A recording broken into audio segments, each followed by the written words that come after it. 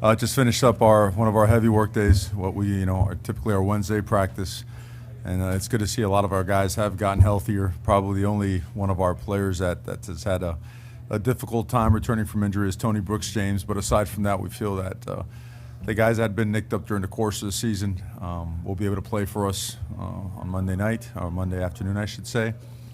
A couple guys went down with the flu or whatnot, but nothing serious, nothing that we feel is going to hold them back from game day. But overall, just really appreciative of everything, the way the bowl representatives and committee have bent over backwards to really make this a really enjoyable stay, a very, I would say, just easy transitions from the practice fields to the facilities to making sure the hotel's done an unbelievable job providing meeting rooms and space to be able to walk through and review what we need to as we game prep for Michigan State. So all in all, it's been a great experience, and we're getting closer to game time now. 72 hours out, a little bit less, and important obviously for our guys to really start zeroing in on the task at hand and understanding the challenge that we have. All right, we'll open it up for questions. Just state your affiliate, your name, and fire away.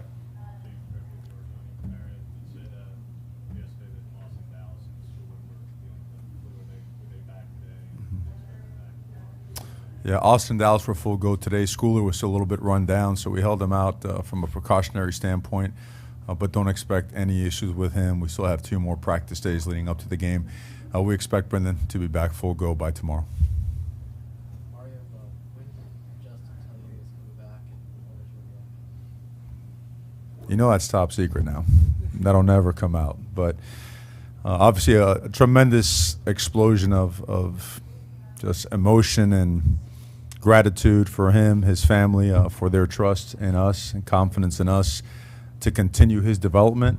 And he has set some really high goals and expectations and standards for himself. And it's our obligation to make sure that he achieves that. He reaches, those expectations. And a big part of it is, of course, his teammates, in the program and everything he grew up loving and believing in. So, but in terms of the actual date, like when I knew, I apologize for that one. I can't let that one out. But it was totally his decision. We provide information, and just proud of him for just doing what he feels is the best for him and for his future. Mario, when you talk about his improvement, where do you see that he needs to go within the college ranks within another year? I think what every quarterback has to do. Every quarterback will always want to continue just having a full grasp and understanding of everything that's done on offense. By the time a quarterback's a senior, you want to be like an offensive coordinator where he could call it himself, and he's fastly approaching that. As it relates to, we've talked about it before, the way he can handle and manage and turn protections, the way he understands when we are or not in an advantage run or a protection that's a little bit short of what it needs to be able to have a successful play. I think he's done a great job of communicating with us what he likes against particular coverages. So all that, I think, is continuing to get better and better. He's also continuing to step up as a leader, which I know it's something that, every quarterback, it's essential for a guy to be able to lead the room. He's doing a great job with that as well. So we want to, we want to keep also enhancing the supporting cast, the ability to develop more playmakers around him, to be able always to protect him better, but to challenge him, really, to challenge him to be able to do everything, the great ones can do, and we feel he's well on his way there. Mario, Warren Williams, where you got football news. I know you want to do the best for the players, for themselves and for their families, but how significant is that, having that much time, knowing that he's going to come back? I guess that gives a lot of unsettled, what could have been unsettled news for the coaching staff to know that he's going to come back.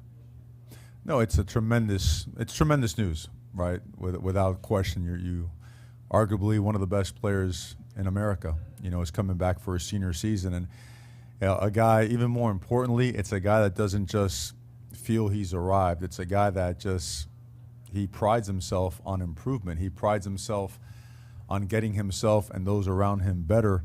And knowing that he is coming back intact with, I believe, we return all 11, or could return all 11 starters on offense. It's something that you always strive for, right? You always want to stack and layer your program from a recruiting standpoint, a personnel acquisition standpoint, where you could have a junior and senior laden offense and defense. And now we have that opportunity. And so it really bodes well for him, for us, for the offense, for the team, for the future of the program. A lot of things really falling into place with that announcement. And, you know, I think saying that we're thrilled is the understatement of the year.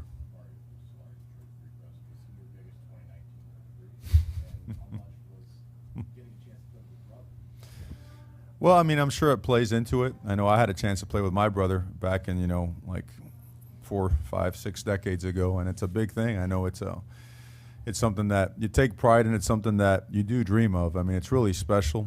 But you know, it's something that I'm sure there's a lot of factors that go into his decision. And, you know, you're talking about a super high IQ guy, you know, a guy that, you know, magna cum laude, Mensa type of guy. He is that. And so plenty of went into his thought process and very analytical. And so, you know, I don't know if I answered the question, but I think, do you know which direction I'm kind of heading the thing? We're pretty fired up.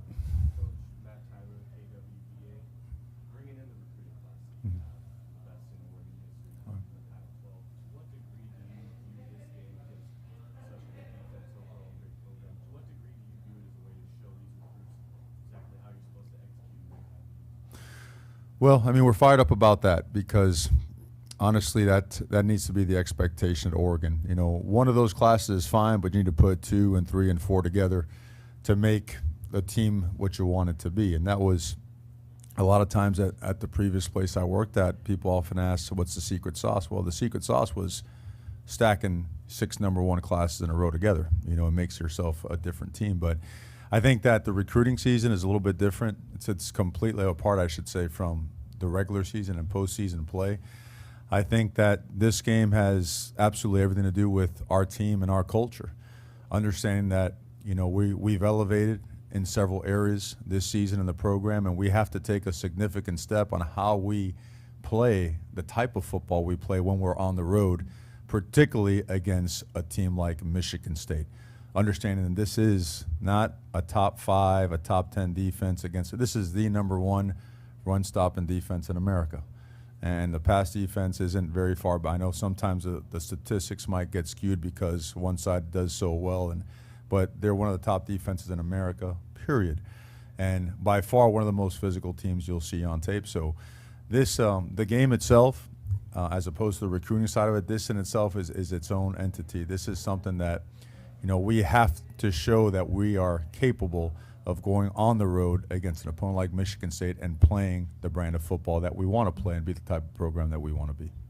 Mario, Matt went to the last time you mentioned run defense. When you watch the film, what have you seen that allows it to be so consistent? Well, they do everything that a top run stopping defense has to do. Number one, they're big and physical up front. And what I mean by that is they play with great pad level. They play with a flat back and get their hands inside, and they knock you back. They don't allow guys to get pushed on their defensive linemen. Partly that is personnel. The other part is just great coaching and technique. The second part is those linebackers are experienced, well-coached guys that are also physical. I mean, their footwork and the way they mirror the back, they're almost simultaneous in terms of the way they react along with the back's footwork. They literally mirror the back, his track, his angle. So they get downhill in a hurry. They're taking you off of double teams quickly. They mix in their pressures, and they do it in a fashion where they disguise it so well that it's hard for those big guys to get a tip that they are coming with pressure. So they'll catch you a step short, an angle that's off a little bit, and all of a sudden there's penetration, and you're in 2nd 11 and 2nd and 12. And they did it to everybody they played against, whether it be Ohio State, whether it be Penn State, you name it. They've had tremendous amount of success. The thing that often gets kind of lost in the whole thing is their offensive line is equally physical, and when they get it rolling, they're equally as effective as any of the other teams in the Big Ten. So we certainly respect and give credit to both sides, and that's why we have been training and working the way we have. We understand that this certainly is a different kind of test that we're facing. Mario, what's the difference between this year's bowl week and just last year when you guys were coming off? I mean, you were still in the middle of the recruiting period. Yeah. Well, yeah, it was transition. I don't know if it was 10, 11 days out. We didn't know who was coming, who was going, you know, in terms of, you know, our staff, our people in the building. you know, it was pretty chaotic. It really was. And because it was the first year of the early signing period, we really couldn't get out and make contact with those recruits to just reestablish or firm up the relationships we had.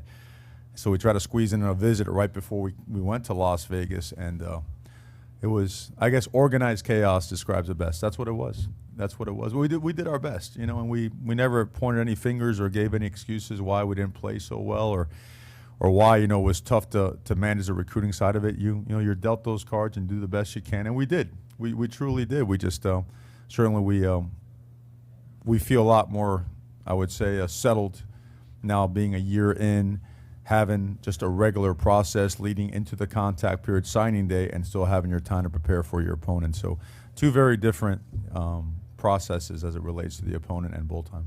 There's been so much talk today about next season with Justin coming back and the potential of 11 offensive starters in the recruiting class. How do you kind of compartmentalize that and get guys focused in on? Sure. Well, I think Justin did that for us by making his announcement before we left Eugene. I mean, that's what he wanted to do. He wanted all the focus to be on this game.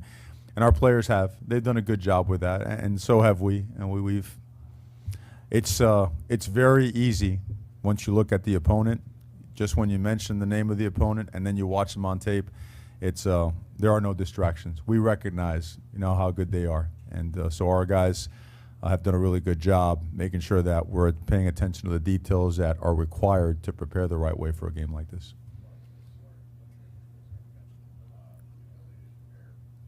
How much is your familiarity from a couple years ago with scouting and preparing for this stage, obviously history with Mark and everything? How much has that helped maybe in the last couple of weeks? I mean, there's some carryover, but a different personnel, right? You know, and certainly we have different personnel than what we had at, you know, when I was at Alabama. So there's some familiarity. I mean, you could lean on some of the stuff that you've seen in the past just to understand what they're doing from a schematic standpoint, just a base philosophy standpoint.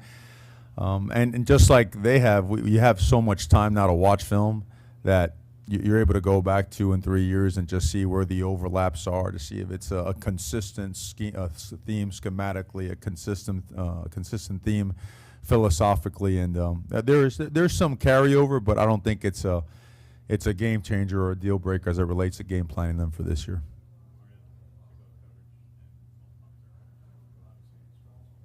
Mm-hmm.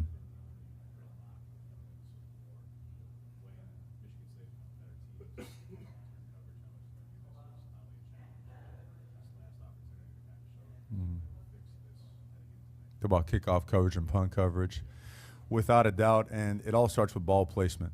I'm a big believer in that, and we have been very inconsistent in how we place the ball and how we kick it. Now, we still stand by our guys. I don't ever want to come up at a press conference and say, hey, this guy's doing poorly or that guy's not doing his job. It's not what I'm saying at all. But we work at it together. The ball has to be placed better, and we have to be more physical in the way we attack the point of attack.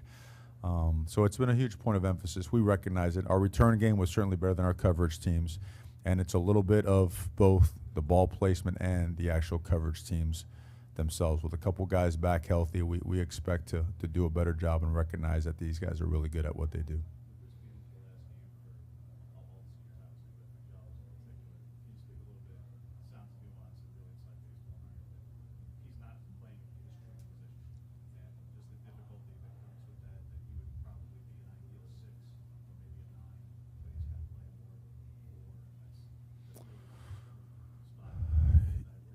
Yeah, you know, at times, I mean, I think those guys, once they go to the next level, they're going to be asked to do a couple of different things, and I recognize that. He's, you know, 4 eyes, you know, the 4 eyes that you see at the next level are in the 320 range or whatnot, right? 6'6", 6'7", and he's just he's so strong and he's so versatile and he's so athletic that he's been effective everywhere we've put him. We've put him as a shade. We stood him up as a nose and pass rush sometimes on third down. We've done a lot of things with him, and we just think he's that kind of a player that, regardless of whether he fits the mold of that position or not, that we have to get him on the field and play him. And sometimes, even if it doesn't quite fit the specs for the position, but he's been really effective, and we've been extremely pleased with everything he's done. During that time with KWBA, getting Kalata back obviously helps in the middle of the defense and what he brings. But just as a person, as a player, being that it's a senior year, you kind of sense that Yeah, if you know Lana, you'll know what an awesome presence he is in every way, shape, or form imaginable. So having him back has been a huge boost. You especially feel it in practice because he does have that kind of juice and that kind of energy, and he gets everybody going, and everyone knows that everything about him and from him comes from the heart. There's no lie or head faking or nonsense to him. He's all about doing it the right way and being real about it. So having him back has been great. I know he's tough to block, so our offensive lineman may not be as pleased as I am that he's back, but it's awesome to have him back, and we expect him, and he expects himself to go out there and play his best football. Matt Green, 24/7 Sports. You talked about preparing for Michigan State. How much has the off-the-field coaching staff, guys, your analysts have helped in that? I don't think you guys have had a program with that many guys in that position. Mhm. How much of an impact has that? Well, it helps when you're during the contact period when you're trying to finalize the recruiting class and firm it up. When you come off the road, you have to jump right into practices. In fact, our last official visit included 3 practices. Well, our guys literally got back into Eugene, what was it, midnight Thursday night to start a Friday a.m. official visit. And the analysts and graduate assistants had done a great job of getting ahead and breaking down to be able to present the opponent to us in detail to, so to speak, ramp us up a little bit more quickly in our preparation. So, no, they're ultra valuable. And, guys like, all those guys, Gilbertson and Chance and Langsdorf, they've all, Kwame, they're exceptional at what they do, and they certainly we appreciate them. Do you expect to expand that number of guys off the field? Well, it depends on, we'll see. Those things are always helpful. They are. I think college football is going this way instead of that way, and kind of see what the trend is and how it goes. There's something being tabled as it relates to the analyst with the NCAA where they might actually be able to coach during the week but not coach on game day, which would be probably a game changer of sorts in terms of the way you stack your coaching staff, and your flow chart as it relates to your program. So we'll see. We're certainly, there's so many things going on as you can see, but quite honestly, guys, with as much as we have to prove as a program, our complete focus has been strictly on the opponent and the game that we have coming up, and it needs to be. But those things, as soon as the game is come and gone, then we'll jump all over it. One last question for Coach in the back. Coach, I asked Coach D'Antonio about your past history, if you guys had met. He said you hadn't until this trip. Your impressions of his coaching style and of him personally? Well, it's hard to say that. I think everyone's followed Coach D'Antonio and what he has done, and I think his teams have always embodied what he stands for. It's not difficult to see. They're always going to be disciplined, physical, tough, and work hard and play hard. And he's at obviously a very well established and a great institution where they attract major league talent. So now all of those intangibles are matched with high level personnel, elite personnel. So it's a heck of a combination. I had the opportunity as an offensive line coach to coach against them in 15, and you know what? Yeah, the score is not indicative of the type of battle that was. I think we just happened to have a couple really fast guys outside that made some plays, but all the respect in the world for Coach and his program. All right, thanks a lot. We'll bring up the Oregon players at this point. Coach, thank you. Okay, thank you. Thank you, guys. Have a good day. Yeah, I just didn't want to make a decision without going home and talking to my parents about it first of all, but I am staying another year. Just couldn't really turn down the opportunity that we have going forward, especially with this bowl game. That's what I want the focus to be on, but especially Justin coming back and a lot of the other guys is just really will set the tone with this bowl game into next year. Jalen, Tyson Alger with The Athletic. Well, there's a lot of people talking about next year and everyone returning, and for you two here, it's your last game, and you guys have kind of been here for quite the span of Oregon history. When you kind of look back, is getting back to an 8-4 record, kind of from where you guys started, how do you kind of reflect on that, and kind of where is the program as you're handing it off to kind of that 2019? We've been through a lot.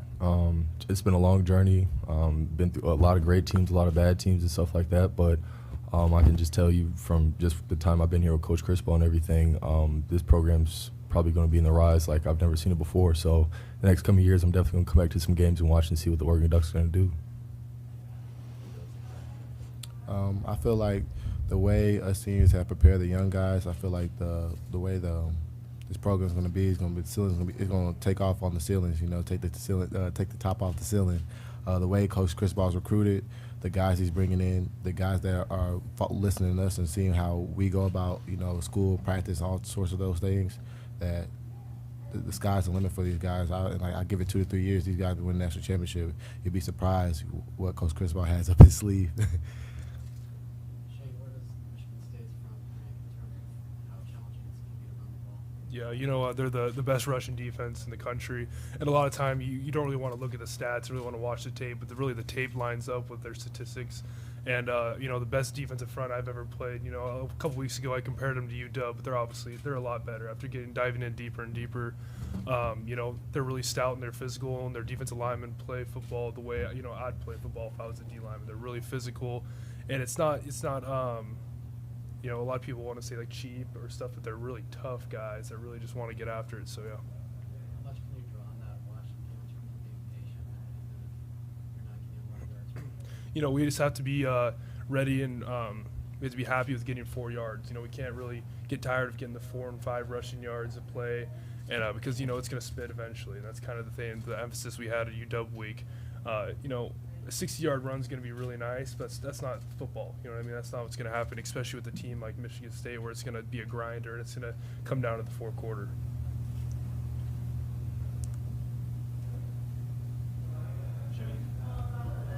The decision to come back, how difficult is that for you as a player? I assume you graded out pretty well at the NFL. What were some of the priorities that you listed about maybe wanting to go and wanting to come back? Yeah, I think I just came back to when Coach Cristobal first got here, and really just how much we've gained a relationship with each other. He's almost, he's like a best friend to me. And really just this year has talked a lot about laying the foundation of where we want our program to go. And, I want to come back in 10 years and so when we're winning national championships every year and we turn into this dynasty like Alabama or these other schools and really say, we started that. So I think a lot of these seniors right here are going to look back and look back at the foundation that we started. And I think, we owe a lot to our fans, a lot to Coach Cristobal with these redshirt juniors staying back and Justin staying. So, that changes a lot. So, yeah. Both of you guys played against Michigan State a couple of years, 4 years ago now as freshmen. I guess, what are the similarities you've seen, and how much do you rely on maybe understanding the concepts of what they have from back then? I believe they still have the same identity, running the football, opposing their will against their opponents. Playing my freshman year against those guys, they still have a really top running back, one of the top running backs in the country. He's back. So similar faces, but now they got more people doing different things. Now they're airing the ball out a little bit more than they were doing my freshman year. But overall, their identity is still the same. I'd say the same thing. They still have, a great team, great coaches and everything like that, great players. Their defense is definitely on the rise, so it should be a great matchup.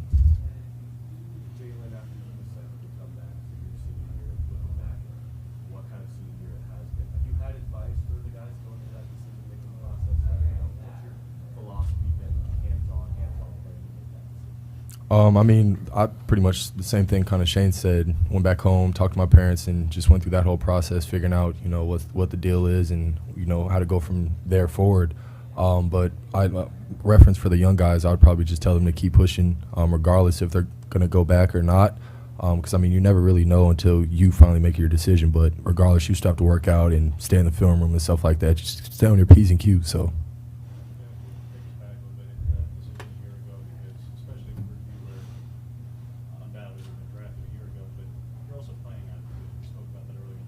Not really your matter of spot, and not only choosing to return and try and better yourself, but knowing that you're going to have to do so, playing out of position. Yeah. I just really wanted to get another opportunity to just showcase my talents and my versatility. So having the opportunity to work with Coach Dennison and Coach Joe, and they click so well together. We'll be in the middle of practice and he'll just tell me hop in outside or inside, so it doesn't really matter. But just trying to showcase my talents and help out my team as best as I can.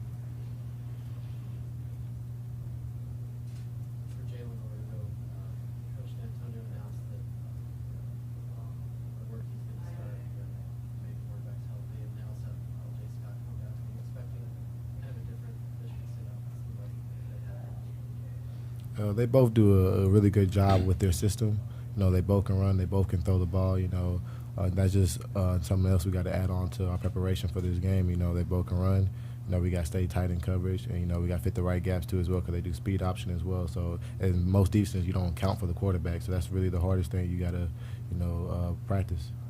Going off what Ugo said, I would just say at practice we've been focusing a lot on tackling. They have a big running back. Quarterback's very versatile and everything. So our emphasis this week was just getting after him and make sure we can just try to get him on the ground. And when we get a chance to fit up the running back, make sure we take him to the ground and we don't get run over. So.